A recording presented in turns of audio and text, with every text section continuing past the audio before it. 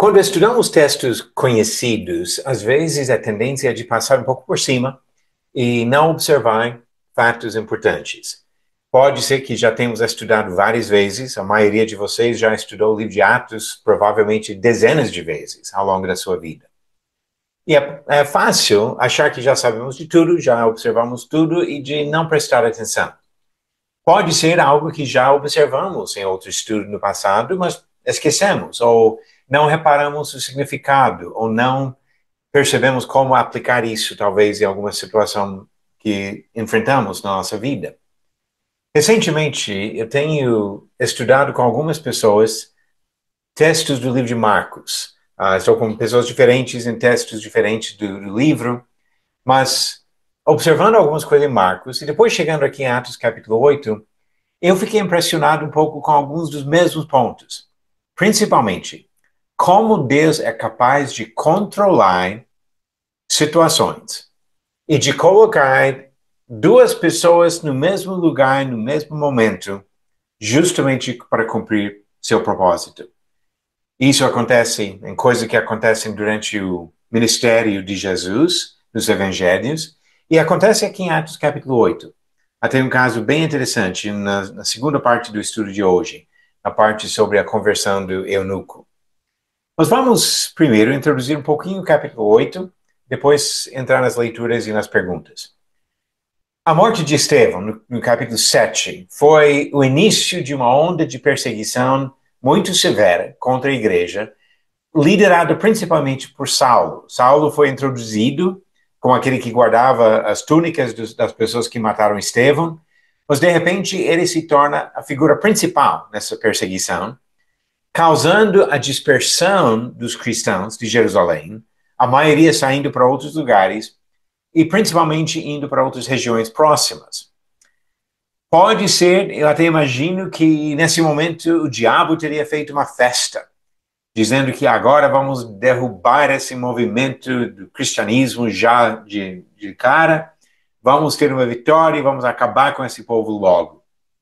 Mas Deus estava no controle, como sempre, e o que ele fez com isso foi de abrir mais portas e permitir a expansão do reino.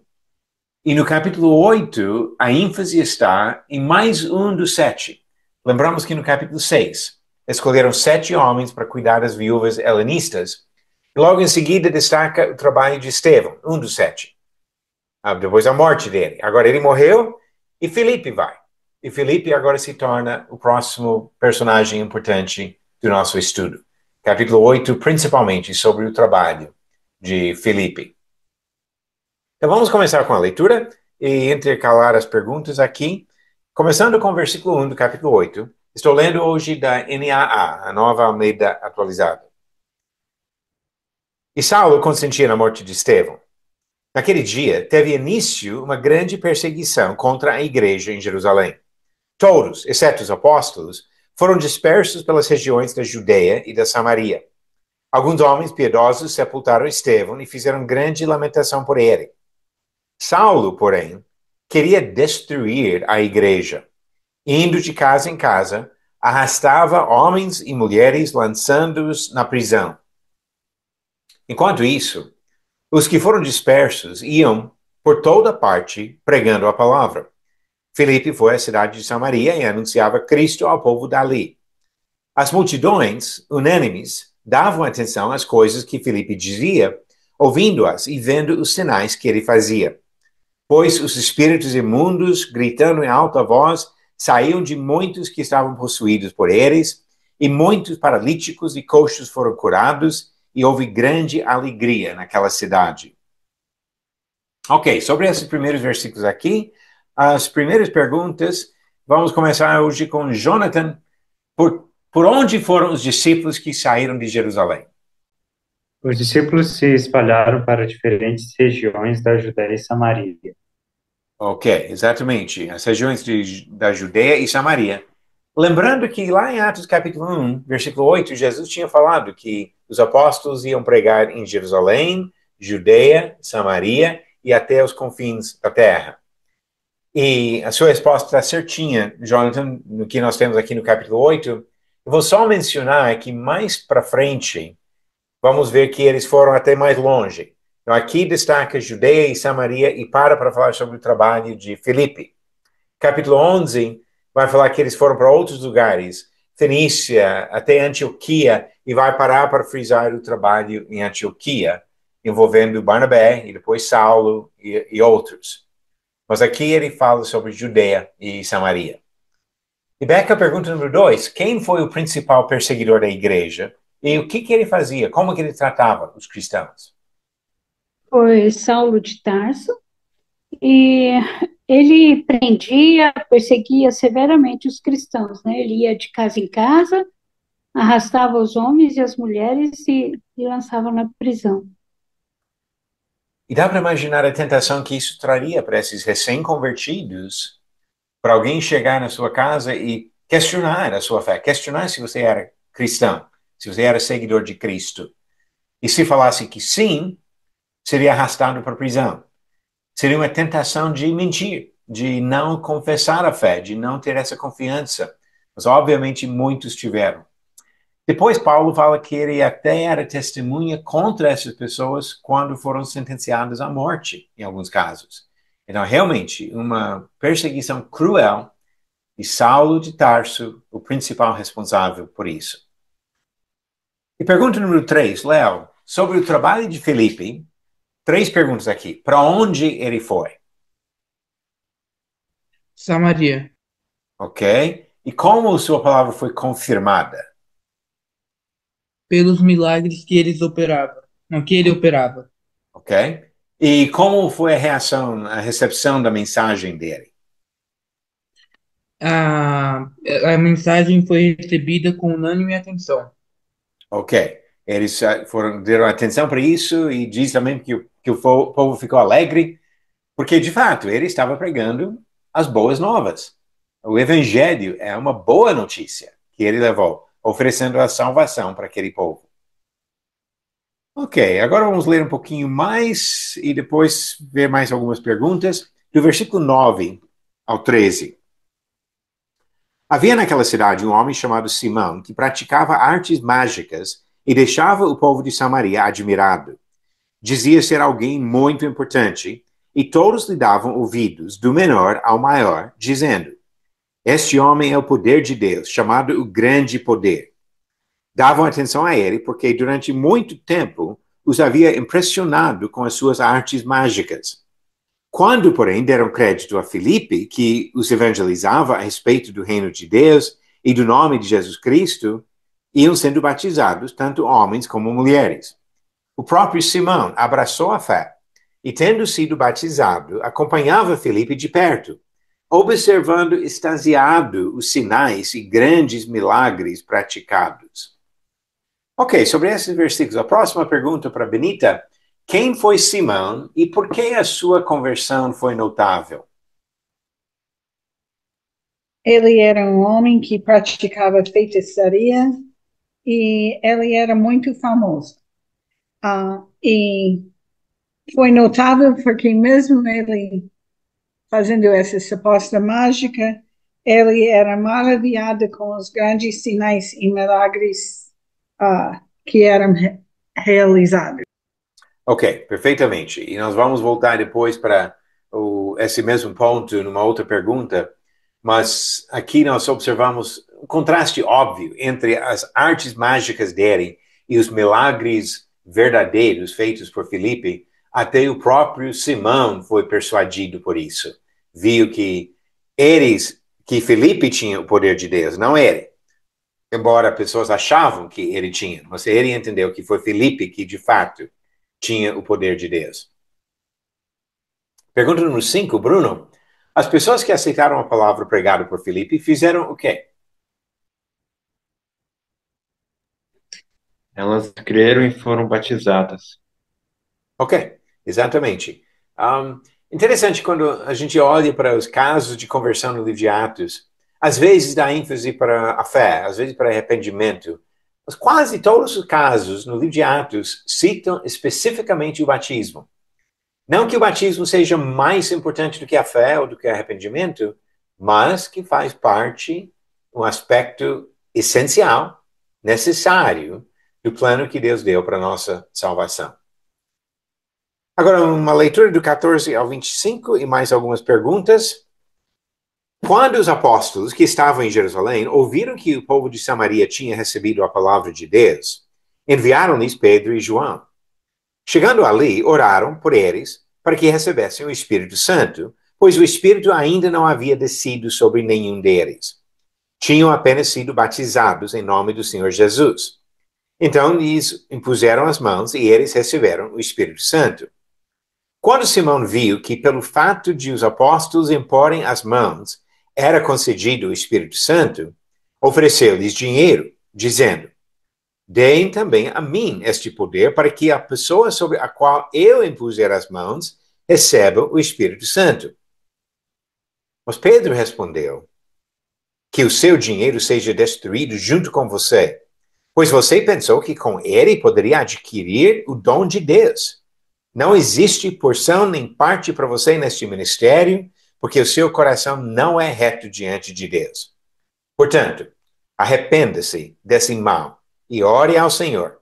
Talvez ele o perdoe por esse intento do seu coração, pois vejo que você está cheio de inveja e preso em sua maldade. Simão disse aos apóstolos: peço que vocês orem ao Senhor por mim, para que não me sobrevenha nada do que vocês disseram.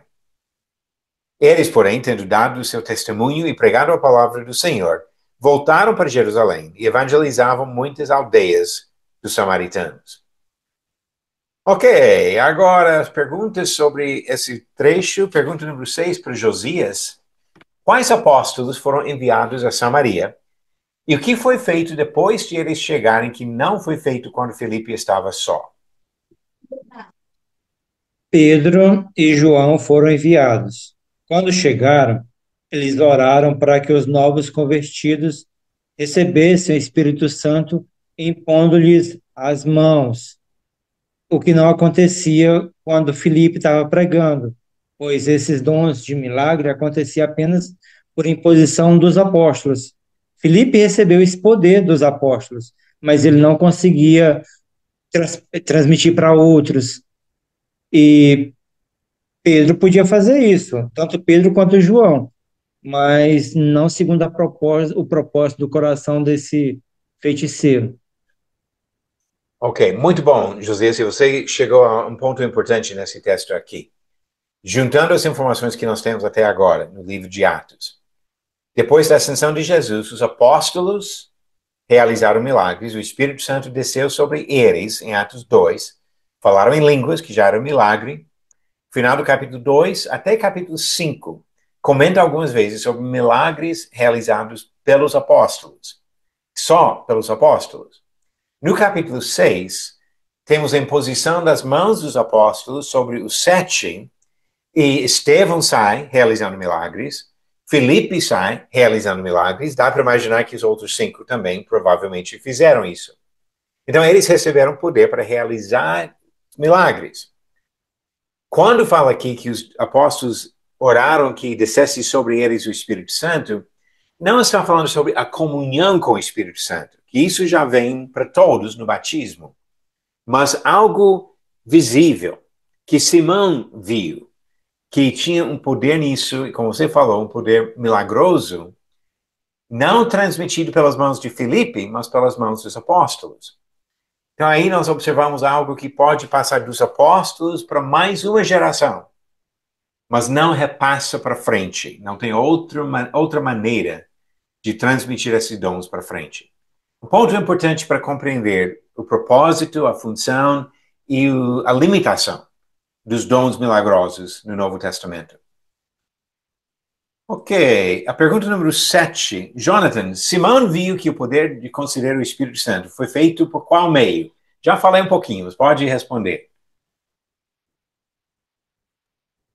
Pelo meio da imposição de mãos dos apóstolos. Ok.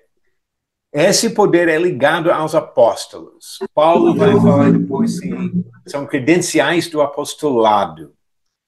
Sempre, a partir de Atos 2, sempre que tem alguém recebendo a capacidade de realizar algum milagre, envolve um apóstolo, ou a imposição das mãos, ou a presença do apóstolo no momento disso acontecer.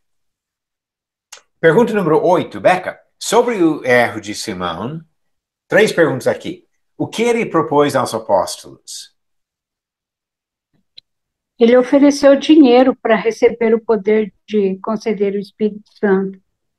Ok? Exatamente. Como Pedro reagiu? Pedro repreendeu, dizendo que seu coração não estava reto diante de Deus. Exatamente. Uma forte repreensão e falou para ele se arrepender. E como Simão respondeu ao ser repreendido? Simão pediu para que Pedro orasse por ele. Exatamente. Só uma observação aqui. Às vezes nós temos uma tendência de definir uma pessoa por causa de um erro. E às vezes, se a pessoa persistir no erro ou não admitir o seu erro, até faz sentido isso. No caso aqui de Simão, Simão enganava as pessoas, mas quando ele viu o verdadeiro poder de Deus, ele abraçou a fé, se converteu. Aqui ele tropeçou, errou. Mas quando foi repreendido, ele mostra humildade de pedir as orações dos apóstolos. Eu vejo Simão de forma muito positiva, vendo como ele reagiu à pregação de Filipe e reagiu à repreensão feita por Pedro. Demonstra uma atitude boa de admitir pecado e de procurar perdão. E agora, pergunta número 9 para Benita. O que Pedro e João fizeram na volta a Jerusalém, no caminho? Eles pregaram o evangelho em muitos povoados samaritanos. Ok. Evangelizavam muitos povoados, aldeias dos samaritanos, diz versículo 25. E eu já tenho comentado sobre isso em outros contextos, mas eu vou mencionar aqui, que nem todos participam de todos os estudos.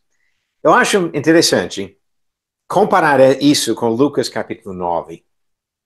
Em Lucas 9, Jesus e os apóstolos pararam numa aldeia dos samaritanos e não abriram os braços para receber Jesus. João e Tiago perguntaram para Jesus se podiam chamar fogo do céu para consumir aquelas pessoas. E Jesus não permitiu isso, obviamente. Provavelmente desse episódio que ganharam o apelido Boanerges, filhos do trovão.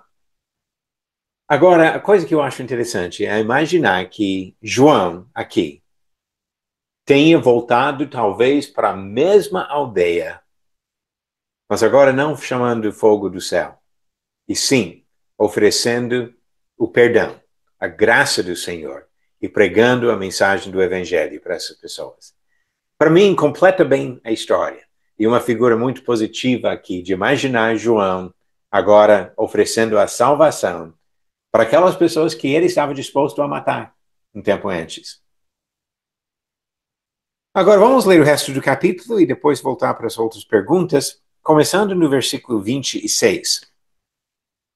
O anjo do Senhor disse a Filipe: levante-se e vá para o sul, no caminho que desce de Jerusalém a Gaza.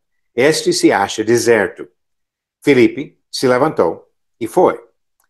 Havia um etíope, eunuco, alto oficial de Candace, rainha dos etíopes, o qual era superintendente de todo o seu tesouro.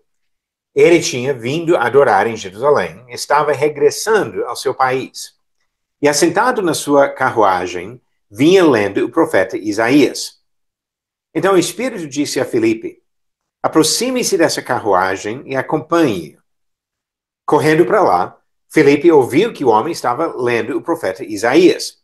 Então perguntou: o senhor entende o que está lendo? Ele respondeu: como poderei entender se ninguém me explicar? E convidou Filipe a subir e sentar-se ao seu lado. Ora, a passagem da escritura que ele estava lendo era esta: foi levado como ovelha ao matadouro, e como um cordeiro mudo diante do seu tosqueador. Ele não abriu a boca. Na sua humilhação lhe negaram justiça. Quem poderá falar de sua descendência? Porque a vida dele é tirada da terra. Então Eunuco disse a Filipe: Peço que você me explique a quem se refere o profeta. Fala de si mesmo ou de outra pessoa? Então Filipe explicou. E começando com esta passagem da Escritura, anunciou-lhe a mensagem de Jesus. Seguindo pelo caminho, chegaram a certo lugar onde havia água. Então o eunuco disse: Eis aqui água, o que impede que eu seja batizado? Filipe respondeu: É lícito se você crê de todo o coração. Então ele disse: Creio que Jesus Cristo é o Filho de Deus. Então mandou parar a carruagem, ambos desceram a água e Filipe batizou o eunuco. Quando saíram da água, o Espírito do Senhor arrebatou Filipe e o eunuco não o viu mais. E este foi seguindo o seu caminho, cheio de alegria. Mas Filipe foi visto outra vez em Azoto e, seguindo viagem, evangelizava todas as cidades até chegar a Cesareia. Ok, várias coisas interessantes aqui nesse texto, e vamos lá com as perguntas. A número 10 para o Léo: qual homem estava de viagem de Jerusalém à Etiópia? E qual foi o motivo da sua viagem? Um eunuco etíope. E o motivo da viagem foi adorar a Deus. Ok, esse eunuco era um oficial de Candace, a rainha dos etíopes, e ele tinha ido para Jerusalém para adorar a Deus e agora estava voltando para seu país. Provavelmente um prosélito.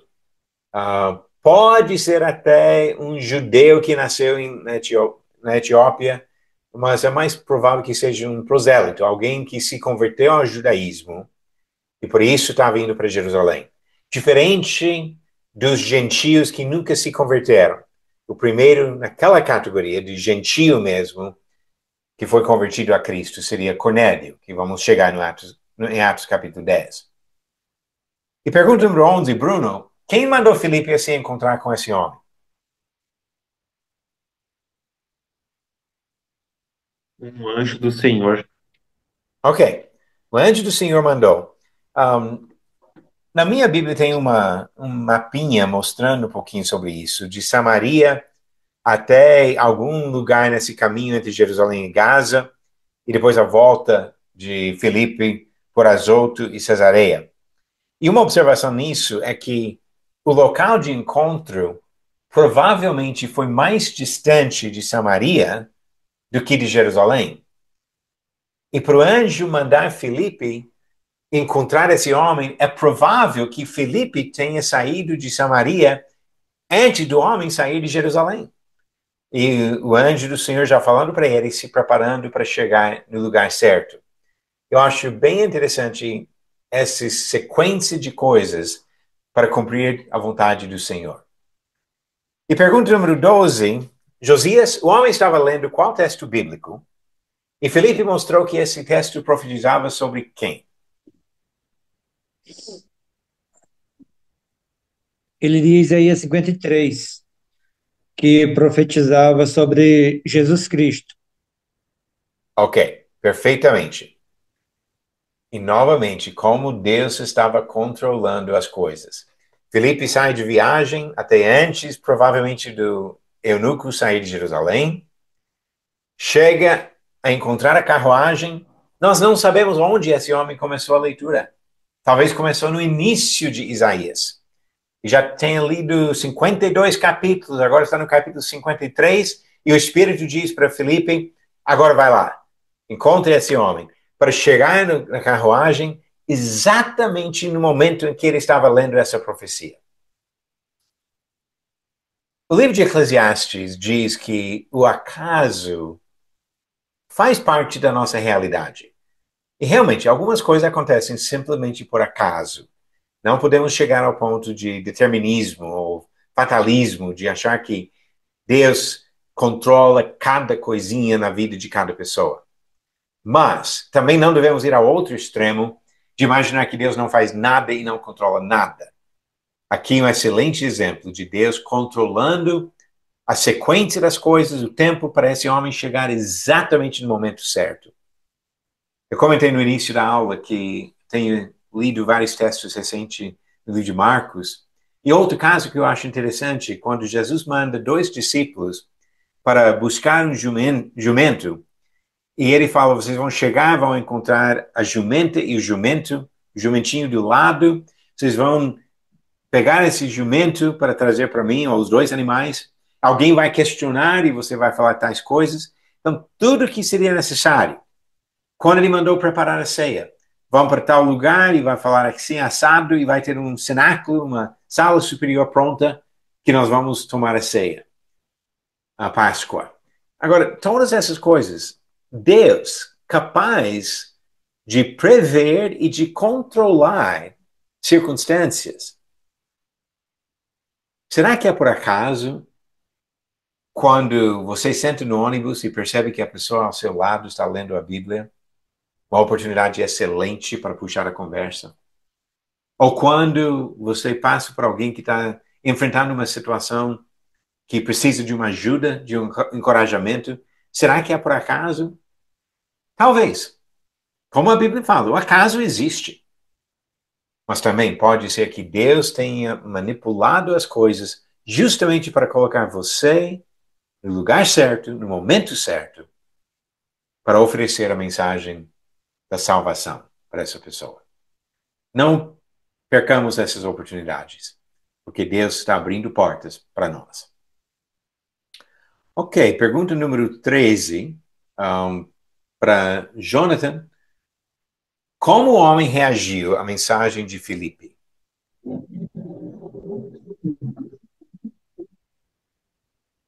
Ele creu na mensagem e pediu para ser batizado. Ok, acreditou e pediu para ser batizado, e obviamente Filipe atendeu ao pedido dele. Uma coisa interessante, começou em Isaías, e a partir de Isaías 53, Filipe foi pregando o evangelho, a mensagem de Jesus, e esse homem entendeu que precisou ser batizado. Implicação disso é que o batismo para a salvação faz parte da mensagem do evangelho. E se nós vamos pregar o evangelho para as pessoas, não temos como pular a necessidade da fé, do arrependimento e do batismo para a pessoa receber o benefício dessa boa nova, a salvação em Jesus. Pergunta número 14, Beca. Depois do batismo desse homem, para onde ele foi e para onde Filipe foi? O eunuco seguiu alegre o seu caminho e Felipe foi levado pelo Espírito Santo para Azoto. Ok. E de Azoto ele continuou evangelizando cidades até chegar em Cesareia. Aí uma coisa interessante. Lembra onde Filipe estava no começo dessa história? Quando ele saiu para encontrar o homem? Alguém lembra? Samaria. Estava em Samaria. Agora ele vai lá para o sul, batiza o eunuco, aparece em Azoto e vai caminhando até Cesareia, pregando no caminho até Cesareia. A próxima vez que nós vamos encontrar Filipe, uns 20 anos depois, em Cesareia. Parece que ele fixou residência em Cesareia, depois de chegar nesse momento aqui. Pelo menos é onde nós vamos encontrar o mesmo homem depois. Ok. 2 desafios adicionais hoje. O primeiro para Bruno. Uma pessoa que praticava artes mágicas teria alguma vantagem em discernir entre truques e milagres reais? Explique. Eu acredito que sim, porque a pessoa teria conhecimento, né, dos truques humanos e poderia reconhecer a diferença entre eles e os verdadeiros milagres divinos. Sim. Se fosse outra pessoa praticando artes mágicas, uma pessoa experiente ia identificar isso. Até tem casos onde uma pessoa desmente a outra pessoa mostrando como que faz o truque. Mas o fato que Simão se converteu sugere para nós que ele analisou, observou e viu a veracidade dos milagres de Filipe e dos apóstolos. E a última pergunta da noite para Josias, o erro de Simão É prova da sua insinceridade na conversão? Explique a sua resposta. Minha resposta é que não necessariamente. Ele fez uma proposta, mas ele, talvez porque ele tinha um entendimento limitado até aquele momento, um entendimento errado sobre o dom de Deus. Mas a reação que ele teve quando recebeu a repreensão, eu acho que é uma demonstração de que ele reconheceu o erro, ao pedir que fosse orado por ele, por esse erro dele, que ele reconheceu. Ok, eu concordo com você. Tropeçar e cair em uma tentação, até uma coisa que atrapalhava antes da conversão, não é prova da insinceridade na conversão. Eu gostei da maneira que você falou, não necessariamente. Pode ser que foi insincero, porém, algumas coisas do texto sugerem outra conclusão. A linguagem usada lá no versículo 13 diz que ele abraçou a fé. É uma expressão meio forte para alguém que realmente decidiu agarrar a mensagem do Evangelho. E o que você citou, Josias, que também sugere a sinceridade dele, quando ele foi repreendido, ele pediu as orações, mostrou o arrependimento. Eu já ouvi pessoas falar que se o arrependimento de tal pecado fosse sincero, a pessoa nunca mais repetiria o mesmo pecado. De onde alguém tira isso? Quem teve problema antes da conversão em controlar a língua vai ainda continuar tendo dificuldade com isso e pode tropeçar.